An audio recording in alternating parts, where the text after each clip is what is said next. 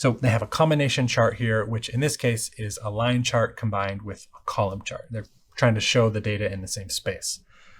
And usually you do that when the data is in some way related to each other, as in this case. So the line chart shows the future of work readiness by industry. So for example, insurance, on the scale from this line to this line, insurance is about right here. And they kind of give a little bit of detail into their methodology in the footnotes, but it's not a whole lot of information.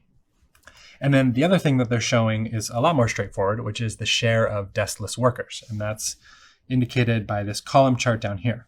So professional services has 15% of people are working deskless. So there's a few major things about this chart that I don't really like, but there's actually a lot of things about the chart that I do like.